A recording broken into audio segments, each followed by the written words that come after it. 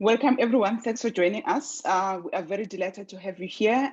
Before getting into the business of the day, let's go through some of the housekeeping items. Next slide, Holly.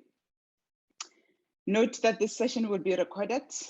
You are muted as you enter the Zoom call. So if you have any questions, any feedback, input that you'd like to give to us, please keep that and put it into the Q&A chat at the bottom of your screen, and we will address all your questions at the end of the session. And next slide, Holly. So who we are, most of you already know us, but to those of you who don't, we are a non-profit climate science and policy institute. We are based in Berlin. We also have offices in New York, offices in Lomé, Togo, and offices in Perth in Australia. Amongst other things, we do a lot of analytical work on 1.5 pathways. Hence, we will be presenting this project to you today. And thanks for coming and making the time to participate in the session.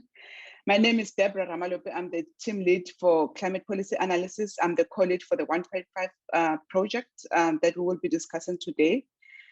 I also have the pleasure to introduce Bill, who's our CEO of Climate Analytics. You will hear from Bill shortly when he gives the Asia Pacific regional context before we go into the specific countries. We will be presenting 4 country case studies today. Then he will be followed by our policy analysts. You are going to get 2 country presentations from each one of the following. We have Nandini Das, who's our policy analyst.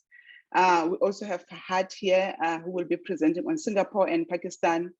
We are also joined by other members of the team who have worked very hard to produce the analysis that we will be sharing with you today. Specifically of note, it's Anna Chapman and Victor Maxwell. Our lead modelers are also here. We have Jonas Hosch and Lara Welder. So if you have any modeling related questions, please feel free to put them in the Q&A chat at the bottom, and then we will be able to respond to those. Next slide, Holly. Okay, let's quickly go through the agenda. That's only 3 bullets, short and straight to the point. So I will be introducing the project briefly, then we will have Bill give a brief introduction basically on or sort of an overview of the Asia Pacific context and why it's such an important region when it comes to emission reductions. And then we will go into the 4 countries presentations. Next slide, Holly. Okay, so a little bit about the project with the details that will follow, obviously presented by Fahad and Nandini later on. So the main objective of the project is to present 1.5 pathways, and we're doing this for 68 countries. This covers all regions. If you look at the map there on the right, it shows all the countries that are covered in the project, and we are very thankful to the IKEA Foundation for supporting this project. Although we will only be presenting 4 countries today, there are many more countries that we've already published. They are live online on the web tool. If you go into the web tool, you'll be able to see many more countries that we have already released. So why have we decided to go for this project? It's mainly because we have identified the gap at the national level. So it's basically there to support countries.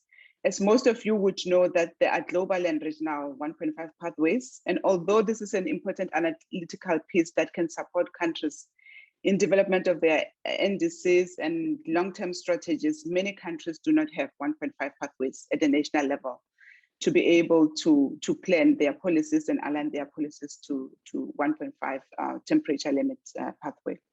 We also know that current NDCs are not sufficient to reach 1.5 temperature limits. The current estimates, we are basically on track for around 2.4 temperature increase by end of the century.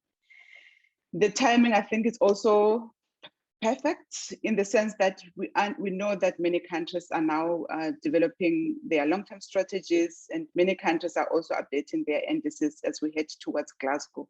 And this would be useful input, a useful piece of analysis that can basically help guide those countries as they come up with much more ambitious NDCs. And our goal with this project is to provide this analysis basically to support countries, as I said earlier, in updating their NDCs. As I've said earlier, that the current NDCs are not sufficient, so we're expecting countries to step up, become much more ambitious, and this is a piece of work that can basically help them do that. This could also be useful when it comes to national level planning, because you will see when Fahad and Nandini present later on, we also provide national benchmarks, which can support, for example, the development of sectoral policies at a national level. Please note that today we will only be presenting the results for the power sector. That's the only sector that we have analyzed, and economy-wide pathways. However, we will be presenting the other sectors later this year and early next year. So the plan of the project is basically to cover all the sectors. Next slide, Holly. And in terms of the pathways that we have used to come up with the national pathways, we have used the pathways in the IPCC 1.5 report, and those were selected considering sustainability limits. As part of the analytical piece input as well, we have also used other lines of evidence, such as the 100% renewable energy pathways from the Energy Watch Group and Lund University. And if you really want to get into the finer details of the methodology that went into this piece of project, please go online. We have all the details in terms of the methodology that we've used in the project. So models used in this analysis basically evaluate technological and economic feasibility to come up with the 1.5 pathways that we will be presenting. And that's why some of the outputs are sometimes of these models, IAMs, are sometimes called least cost pathways. Because what it basically does, it looks at the least costs interventions that could basically go into a 1.5 pathway. The results we present today show economy-wide pathways for total greenhouse gases and CO2 emissions. This is, however, excluding land use change and forestry, but we will be coming up with LULUCF pathways later on in the year and towards next year as well. It's one of the work packages in the project that we will be producing. It's not ready yet. So LULUCF is excluded in the project as you will see it today. And for the power sector, we provide information that could be useful in policy development and national planning processes. You will see when Fahad and Nandini present in terms of individual countries, some of the information that would be useful. We're looking at the coal phase out dates for individual countries as an example. And in some cases, we also look at when can specific countries reach the highest levels of renewables as one of the benchmarks that will also be presented. And if you go into the web tool, you can find the details for all the countries that we have presented there. They cover all these benchmarks. An important note, though, to make about the project is that we do not analyze fair share or equity contributions. If you would like that information in detail, we do cover it in some of our projects. If you go onto our website, you'll be able to see where we do analytical work on fair share or equity contributions. The pathways that we are presenting are more aligned towards the notion of highest possible ambition. Basically, what levels of mitigation can a country reach by evaluating the technical and economic feasibility without assessing who pays for the interventions or the mitigation measures that need to be implemented in various countries. We, however, acknowledge that it's very, very important, and the majority of developing countries, and you will see with some that we will be presenting today, that they would require financial support and other means of support available internationally to close the gap between the domestic pathways, which is what will be presented, the 1.5 pathways, and their fair shares. Next slide, Holly. Okay, this slide from me, it's the last one. It's basically showing you the type of information that you can get when you go into the web tool. It's a short clip.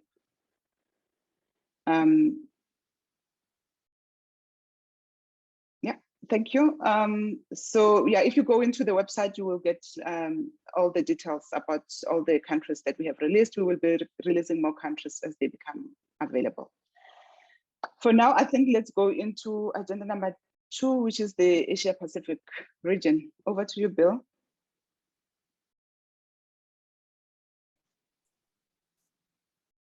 Thanks, Deborah. Thanks for that introduction, and welcome everyone again from different parts of the world onto this webinar. I see people even in the Netherlands dialing in, actually, old friends, and including many old colleagues in the Asian region.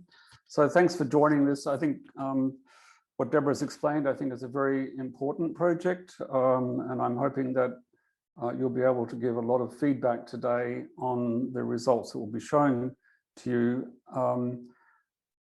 I don't think anyone needs convincing that the Asia Pacific is a key region.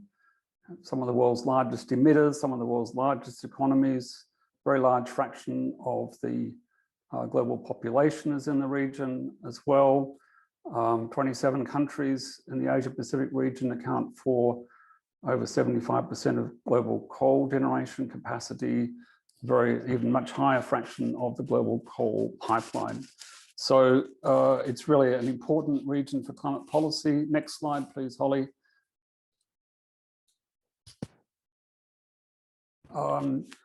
We have been, in the course of this project and other projects, looking at the kind of benchmarks which are needed for climate policy. Some of them may be known to you, others are in development. So in non-OECD Asia, we see to get onto a Paris compatible pathway, coal generation needs to be reduced by over 60% by 2030 compared to 2010 levels, with an effective coal phase out in the power sector by the late 2030s. There's a lot of potential for renewable energy in the region, and we won't be going into that in a lot of detail, but it lies behind a lot of the cost-effective analysis underpinning the kind of modelling results that we are showing you, least cost pathways for countries. There's quite a lot of policy recommendations which are coming out of this study. I'm not going to go through all of these in my overview, but to say that you will find in the work that we're doing quite a lot of policy relevant information, analysis and so on that is very important for countries as they plan their NDC updates this year and their long-term strategies. Next slide, please, Holly. In the power sector in particular, the current generation of 1.5 degree Paris Agreement compatible pathways show very rapid reduction of coal use, unabated coal use in the power sector, and a slower but still rapid reduction in gas use. The red line here shows the coal electricity generation coming out of the 1.5 degree pathways studied in the IPCC special report on 1.5 degrees, and the blue curve shows the gas, unabated gas generation as well from these models. So you see that coal is essentially phased out practically by the 2040s in the power sector, and unabated gas also essentially during the 2040s, phased out almost completely by the 2050s. So next slide, please. There's a lot going on in the region. We have new commitments, for example, to phase out coal. We have, in the face of rising coal costs, Bangladesh is moving to basically scrap a number of its coal-fired power plants in the pipeline. I have to say also on the other side, it's not exactly rushing into renewables either, as we'll hear. It's also going into gas, which is also not quite the right direction. The International Energy Agency's new net zero report has provided very strong guidelines to energy policy ministries everywhere, essentially finding that there should be no new fossil fuel developments from this year. There's a number of other developments in the region, but I won't go through those here because I think we should really get into the substance. If we go to the next slide, please. The IEA Net Zero report is a really important report that's the IEA has produced recently that really is for the first time the International Energy Agency has really mapped out a Paris Agreement compatible pathway.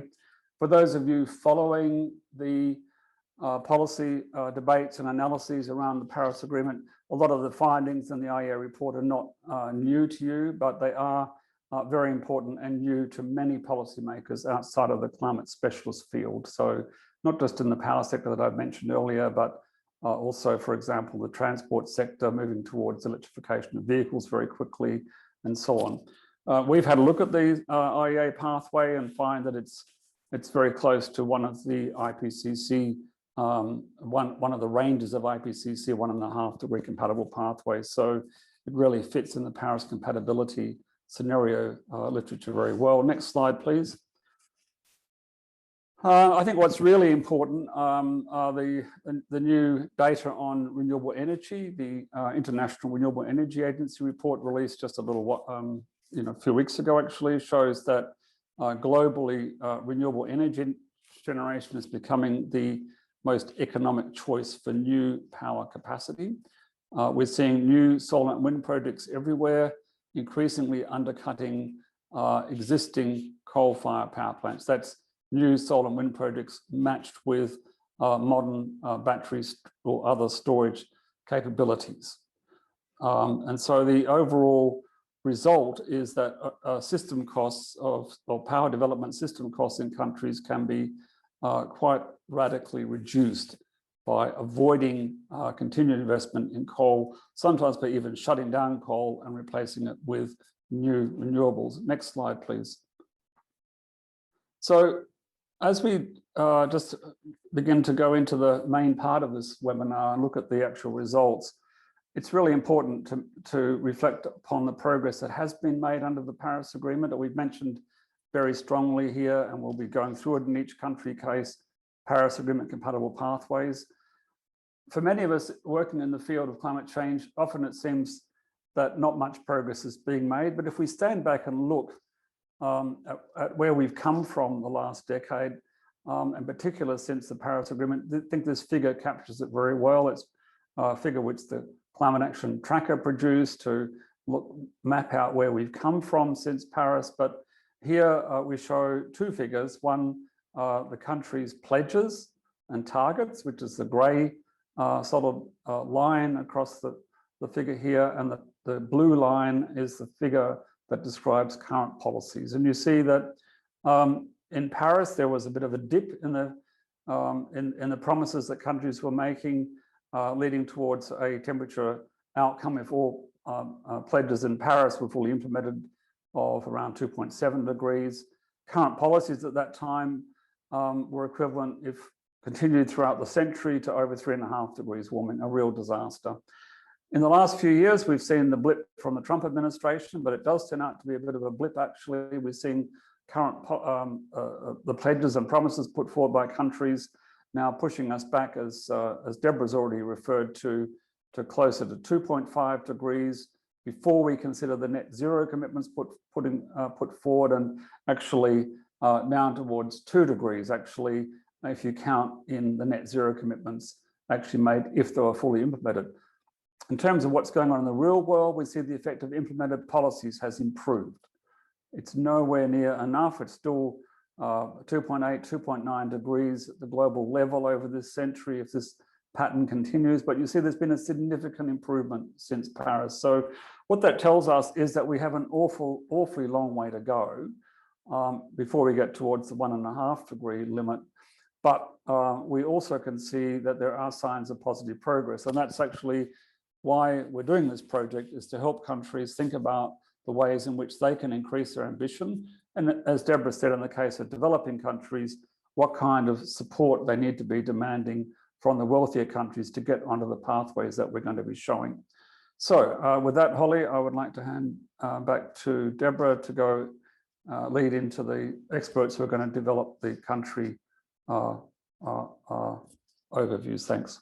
Thanks, Bill. I just want to remind you that please don't forget to put in your questions into the Q&A chat at the bottom of your screen. We have received 2 or 3 questions already, but please don't forget to add those questions there. And now we're going into Nandini's presentation. Nandini? Yeah, thank you, Deborah. The first country we are presenting today is Bangladesh. In Bangladesh, majority of the GHG emission is coming from energy conversion, but being an agrarian economy, agricultural activity also contributes significantly in total GHG emission. From agricultural sector, methane is the main source of emission from rice cultivation, and digestive process of the animal accounts for close to 70% of total emission of agricultural sector. Both primary energy use and power generation in Bangladesh is heavily dominated by fossil fuel, and it's mainly natural gas. around 75% of electricity in Bangladesh is generated from natural gas. Share of coal in power generation is very low. Also, Bangladesh government has recently scrapped its earlier plan of coal capacity expansion, mainly because of the high import cost of coal. As you can see from the primary energy mix, there is a high share of traditional biomass in primary energy mix. And one of the main reason is that still majority of the Bangladeshi population do not have access to clean cooking fuel. Though decentralized solar installation has increased significantly in past few years in Bangladesh, and Bangladesh has one of the highest solar home systems in the world, but still share of solar in total generation is very low. Next slide, please. Now coming to the NDC commitment and 1.5 degree centigrade pathway of Bangladesh. Bangladesh in its NDC has set both an unconditional and conditional target. But this NDC target only covers energy related emission from power, transport and industry, which is expected to be 70% of total emission by 2030. Conditional NDC target of Bangladesh set to be lowering its GHG emission 15% below from its 2011 level by 2030, which can be only achievable with international support. Now, when this target translates into emission, it will lead to more than 100% increase in emission by 2030, which you can see on the right side graph marked as number 4. Now, with international support, Bangladesh will be able to implement mitigation actions, and that will help to close the gap between its fair share and domestic emission level. Recently, Bangladesh has also updated its NDC target, which is stronger in terms of action and policy. But in that NDC, Bangladesh has not updated its GHG emission reduction target. Next slide, please. Now coming to a sector-specific discussion, we are focusing on power sector. To be on 1.5 degree pathway, Bangladesh needs to uptake its renewable energy capacity expansion, which needs to be around 36% by 2030 from its current level of only 2%, along with a complete phase out of natural gas by 2040. Now, in a 1.5 degree centigrade pathway, new investment in fossil capacity only implies more stranded asset. Hence, Bangladesh's recent decision to roll back its coal capacity expansion is a step forward, but it would be even better if this capacity expansion can be replaced by renewable energy. Now, being a developing country, there lies few opportunities for Bangladesh also. Bangladesh is one of the fastest growing economy in South Asia and aspires to be a developed country by 2041. Now, if Bangladesh put forward some stronger mitigation targets supported by stronger policies and integrate those with its development plan, then both of these targets like climate and development goal can be achieved together. Bangladesh has a high rate of electricity access. This gives Bangladesh an additional opportunity of mitigation through electrification of its end-use sector, especially cooking, where not much population still access to clean cooking system. This will also give additional health co-benefit from reduced indoor air pollution. Being an agro-based economy, Bangladesh also needs to focus to reduce its emission from agricultural activity, increased use of organic fertilizer or alternate wetting and drying irrigation, which already mentioned in its NDC, can be some way forward. And finally, Bangladesh is a climate vulnerable country and prone to hit by repeated cyclonic storm, which cause loss of large energy infrastructure. Now, with a decentralized and climate resilient power system, in form of mini grid and microgrid can reduce a negative impact of climate change on power system of Bangladesh. Next slide, please. Now moving into Japan. In Japan, energy sector accounts for majority of the GHG emission coming from power generation and industrial energy demand. Both primary energy mix and power generation is completely dominated by fossil fuel, comprising of all coal, oil and natural gas. Now, because of its isolated position and historical oil price shock, Japan has started to focus on nuclear energy to ensure its energy security. However, after Fukushima incident, the share of nuclear both in primary energy mix and power generation has dropped significantly, but that has been replaced by natural gas and coal. Japan also is the largest importer of LNG, mainly to meet its industrial and heating demand. But in recent years, that LNG import has declined slightly, mainly because of the industrial slowdown and also less heating demand because of milder winter. Next slide, please. The current NDC of Japan has set a target of reducing 23% of its GHG emission by 2030 from its 2013 level, with an announcement to increase it to 46%. But neither the current NDC nor the announced one are consistent with Paris Agreement. To be on 1.5 degrees centigrade, it requires for Japan to rapidly decline its GHG emission more than 60% by 2030 and almost 100% by 2050. Japan has announced a net zero target and achieving carbon neutrality by 2050, which is actually 8 years earlier than its NDC pathway.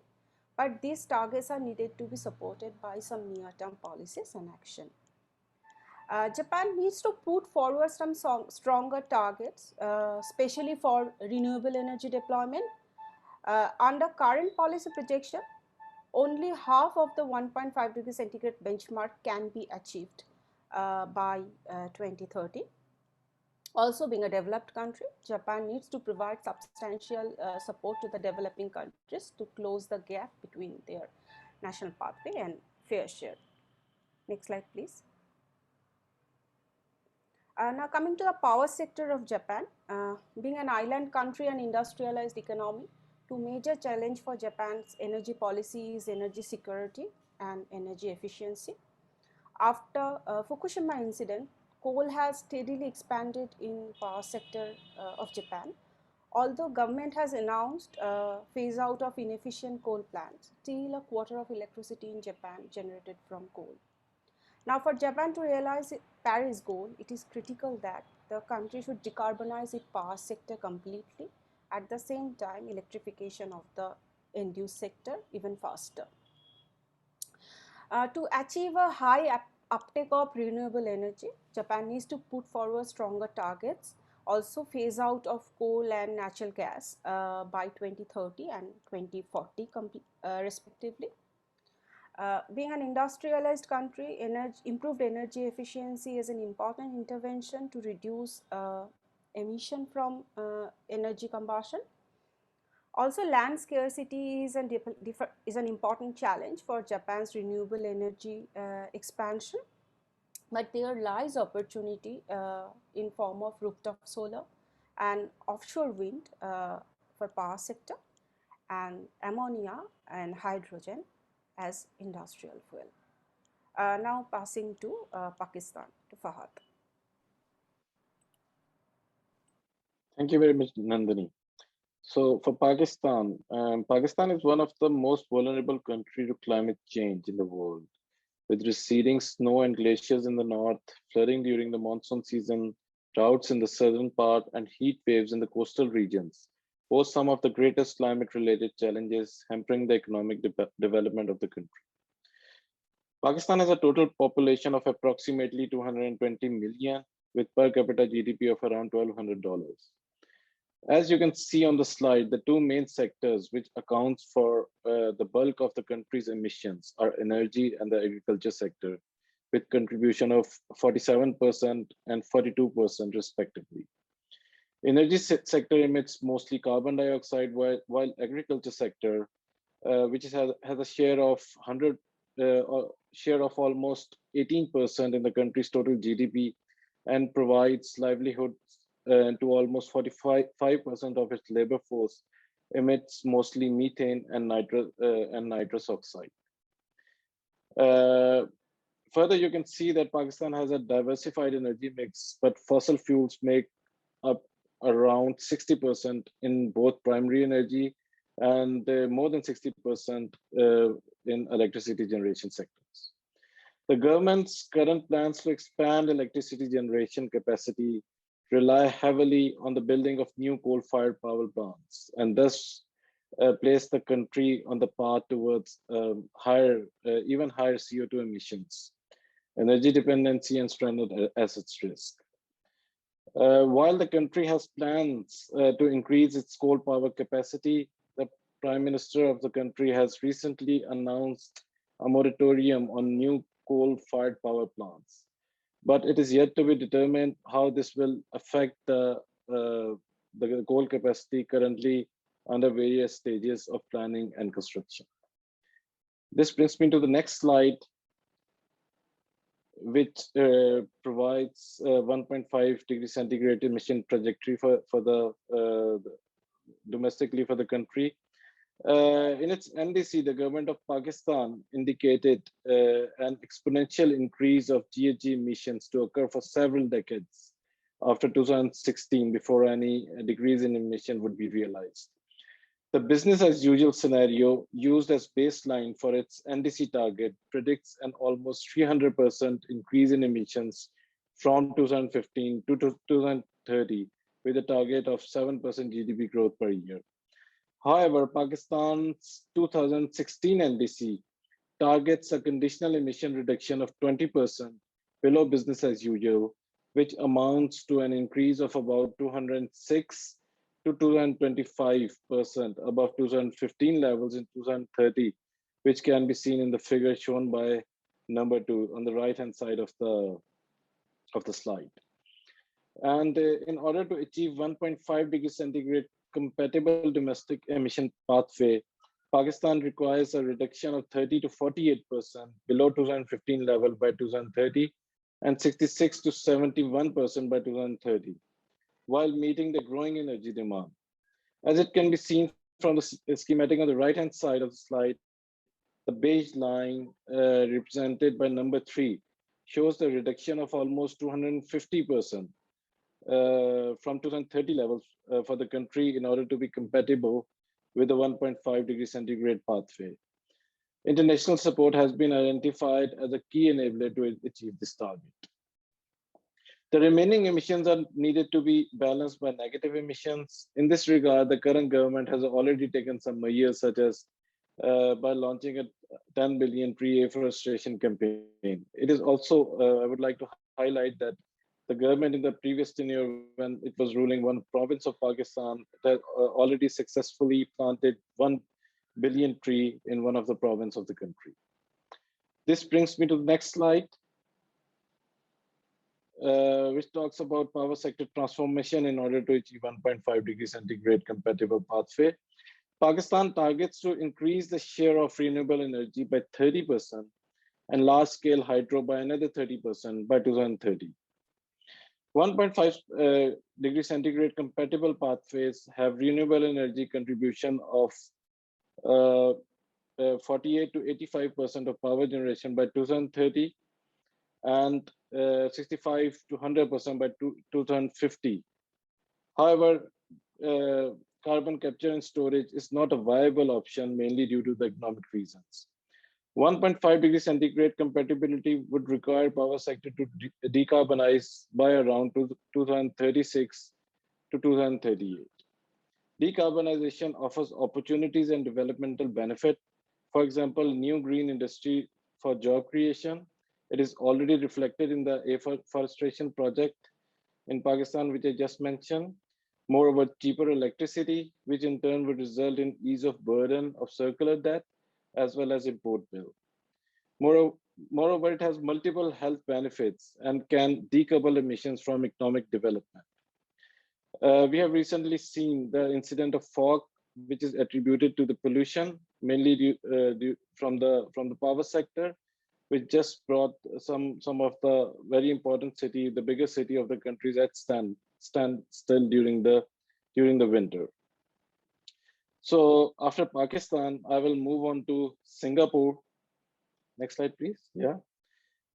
So Singapore has a highly developed and successful free market economy and has made the most of its limited natural and human resources. For Singapore, gas dominates the total primary energy supply with 96% of the mix, while the remainder is oil. Also, energy sector accounts for majority, that is 94% of emission, mostly from electricity and energy use from the industry sector. It is important to mention here that Singapore does not produce oil or gas, but it serves as a major oil refining and petrochemical hub.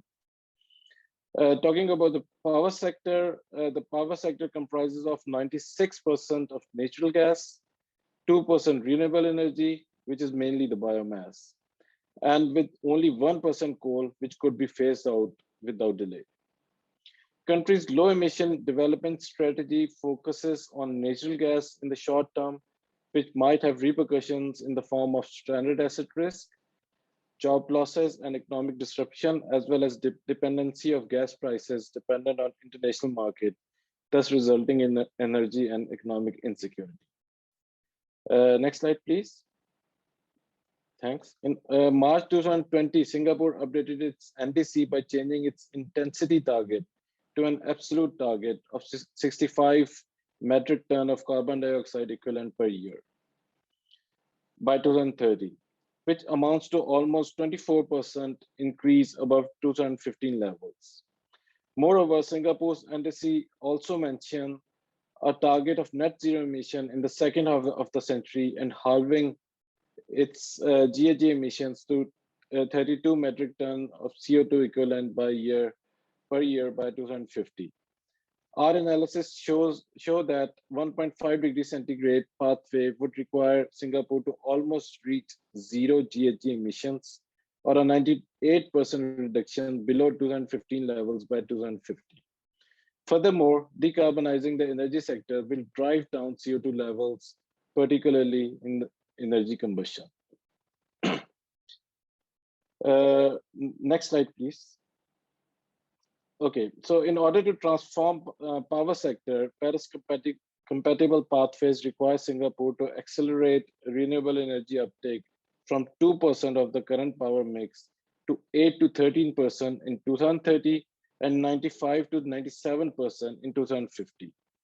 Moreover, Singapore's high reliance on natural gas would need to be phased out in somewhere in 2040s. Our assessment of policy measures that could support energy transformation include accelerating shift in transport sector to electricity mobility, upgrading and electrifying the building and industry sectors, improving material efficiency, and significant scaling up of renewable energy, including exploring options for imports and use of exports of zero emission fuel, for example, green hydrogen. Yeah, with that, I have presented in Singapore and I'll give it back to Deborah now. Thank you so much, Fahad. Thanks to Nandini, thanks to Bill for all your presentations. We have a few minutes. I think we can take questions. We have received a few already. And I think the first one that I will take, there's a question that says, is the tool providing quantitative insights on economic aspects of the transition? So the response to that answer is no, at the moment it does not. So quantification of socioeconomic impacts and core benefits of mitigation measures, I think it's a critical component when it comes to policy making, because most governments, when they do their policies, they look at mitigation measures with significant socioeconomic benefits. That in that way, it makes sense for sustainable development as well. However, that is not included in the project as we speak right now, but that's a plan for the future. What we will be producing as part of the project, though, we will be looking into the investment requirements of the transition in the power sector to cleaner technologies. That's a piece of work that we will be concluding next year, and we will be sharing that also through the web tool, and it will be available for all the countries that we will be analyzing. And we have a question that I'm gonna give to Anna Chapman. It says, how countries and international financial agencies who are major financiers in fossil fuel-based energy development in developing countries be moved towards financing renewable energy-based energy developments? That's the question. Anna Chapman, do you want to take that? Yeah, thanks, Deborah. So, I mean, really what we want to see is clear policy signals from governments in phasing out of fossil fuel subsidies and this type of thing. But how to sort of push governments to do that relates to a recent report we've published on shifting investment away from fossil fuels in Southeast Asia. And one of the key aspects really showed the impact that civil society organizations can have on changing the narrative by enhancing awareness of the vulnerabilities of countries in the region to the and how the benefits of achieving the Paris Agreement, both in terms of avoiding catastrophic impact and in terms of the benefits to sustainable development. But I can share the link of that report. Thank you, Anna. We have a few more other questions. There's one on Bangladesh. Nandini, I think this is for you. You mentioned the recent scrapping of coal plants for Bangladesh. How will the country be able to meet the energy demand?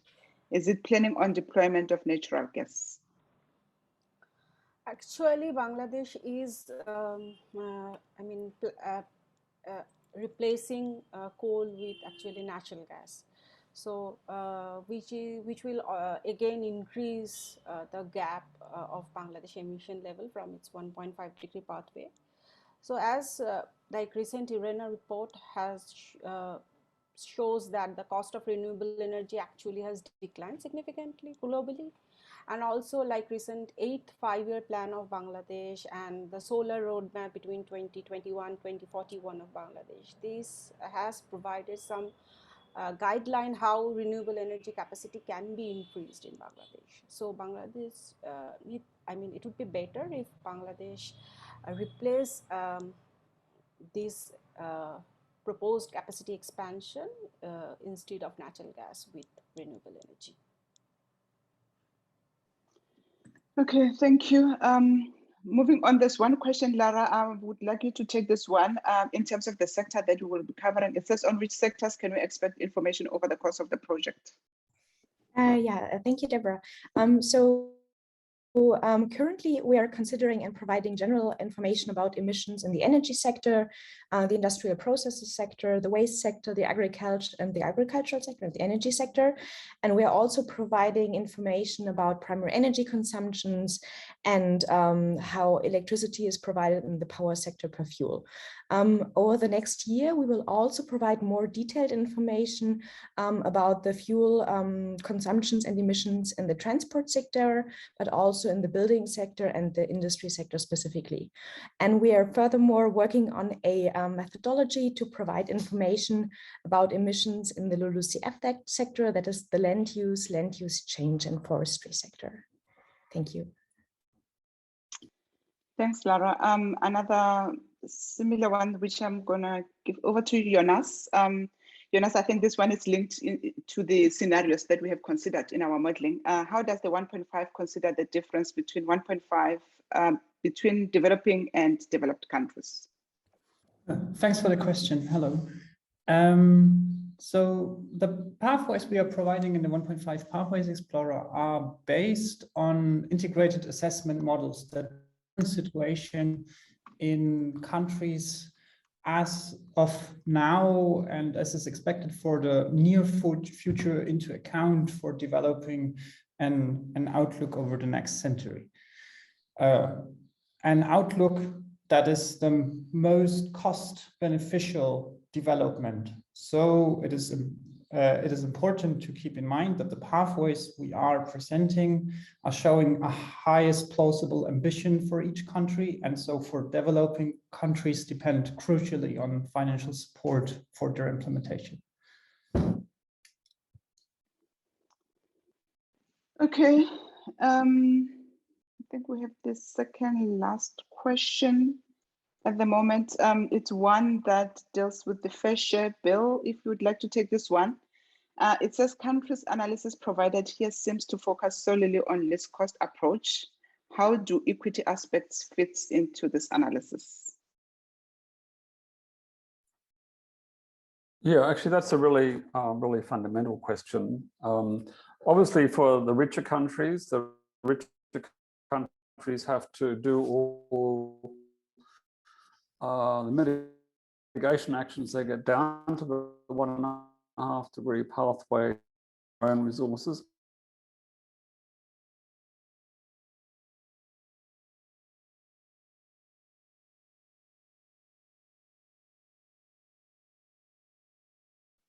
Okay, I think we are losing you, Bill. Okay. Okay, let's move on. We will come back to that. Can you hear us, Bill? Okay, I can also, I think, contribute. I think this is something that I also touched on in my presentation, that although the analysis does not look into fair share or equity consideration for these countries, that's the piece of work that we have done in other work. And are you back, Bill? Can you hear us? I am back. Yeah, sorry, yeah. just Okay. Zoom crashed. Sorry. Yeah, sorry. Just to come back here. So it's really quite important that that the domestic pathways for developing countries are seen in the context of needing essentially large amounts of financial resources. In the Climate Action Tracker project, we will be launching in the next month or two a new system which will show the kinds of resources needed for developing countries to get on to a 1.5 degree domestic pathway from their own fair share pathway. That is where they get to on their own. So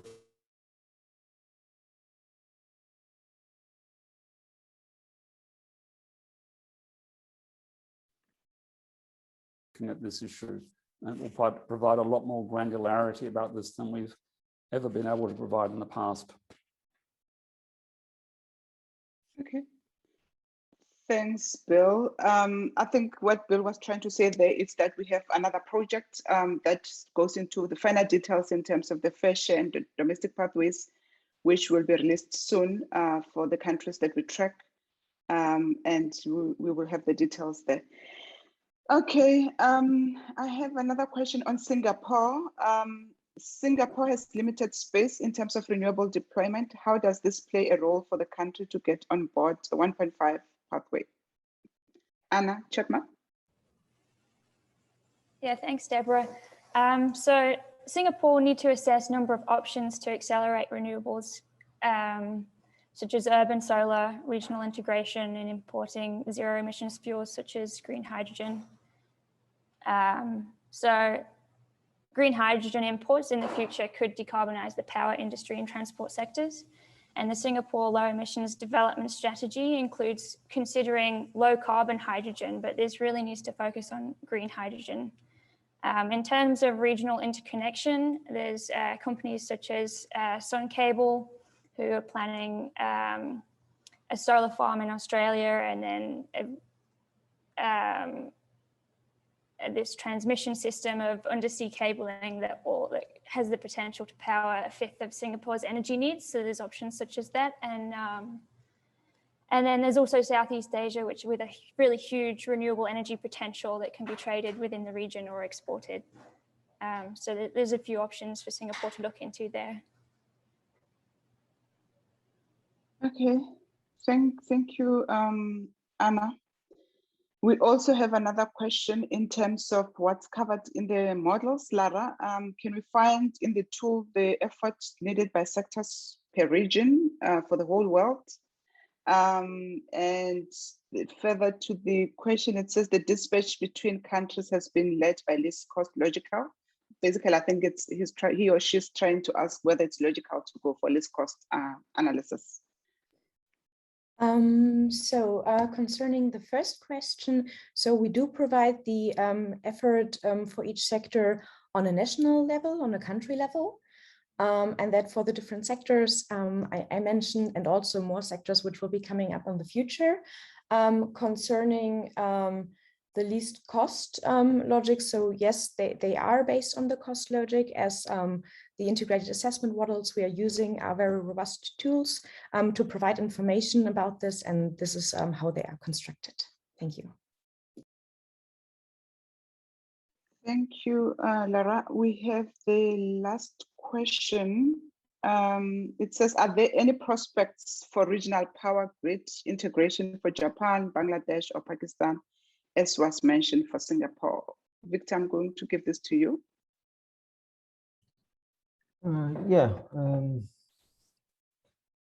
Hi. So I could speak a little bit about Japan and Pakistan in this context. For Japan, there's been a recent government announcement that they're working on doubling the interregional power grid capacity from its current 24 gigawatts that they have. And that's likely motivated by the government's plans stated with offshore wind. They want to really develop offshore wind. Now, the plans do involve the building of undersea cables, but it's only focused on the Japanese islands. In general, there have been numerous studies that look at regional grid interconnection around the Sea of Japan. And so there is potential for that. With regards to Pakistan, Pakistan is currently a net importer of electricity. I think it imports about 100 megawatts from Iran. The government has plans to expand its electricity imports from neighboring countries, such as Kyrgyzstan, Tajikistan, and export to Afghanistan. This is all part of a larger project called the CASA 100, which is expected to be completed in 2023. I'd like to add here Sure. about Bangladesh. The thing is that like South Asian regional grid is in talk like for many years, which has not been realized yet. But in South Asia, among the countries, like bilateral power trading is in place for long. Like Bangladesh already import more than 100 megawatt of electricity, and more than 6% of its total electricity is imported. And both UNESCAPE and Asian Development Bank, they have pointed out that a South Asian regional grid will be a way forward towards achieving a low carbon future for this region. So as the region bilaterally trading is taking place, so a regional grid will be even a way forward.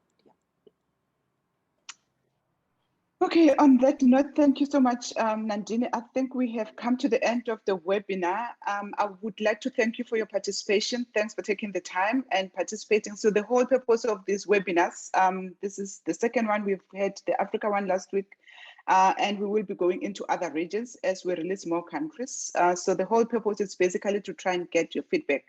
So please feel free to reach out to us if you think there's anything that you'd like to engage in. We are even open for a discussion on the country of interest. And also we will be circulating a note, a small survey that will be circulating around to get your feedback, inputs, and we would really appreciate it if we can take a few minutes to complete that and send it through to us. Thank you so much. Please reach out to us with any feedback on a specific country or any related issues on the project. And thank you so much for your participation. Bye. Thank you.